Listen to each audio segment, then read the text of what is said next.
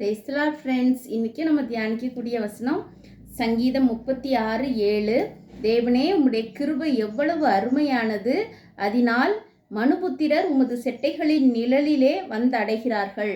ஆமாம் ஃப்ரெண்ட்ஸ், ஆண்டவரோட கிருபை ரொம்ப அருமையானது.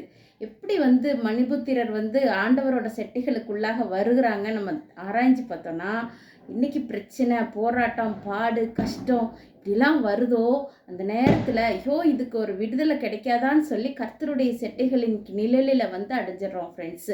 அதனால் போராட்டம், கஷ்டம் இதெல்லாம் வரும்பொழுது சந்தோஷப்பட்டு ஆண்டவரே உடைய கிருபை இருக்கிறதுக்காக நன்றின்னு சொல்லிட்டு அவரோட செட்டைகளுக்குள்ளாக ஓடி போனோன்னா ஃப்ரெண்ட்ஸ், அவரோட செட்டைகளின் நிழலில் உங்களுக்கு நித்தியமான அடைக்கலம் இருக்குது ஃப்ரெண்ட்ஸ். நம்ம அதுக்கப்புறம் ஏசப்பா நம்ம அவரோட செட்டைக்குள்ளேயே நம்மளை வச்சுருப்பாங்க. நம்ம அதை விட்டு வெளியில் போகாமல் கர்த்தருடைய கிருபையின் கீழாக ஒவ்வொரு நாளும் நம்ம அவரோட செட்டைகளின் கீழே வாழ பழகணும் ஃப்ரெண்ட்ஸ்.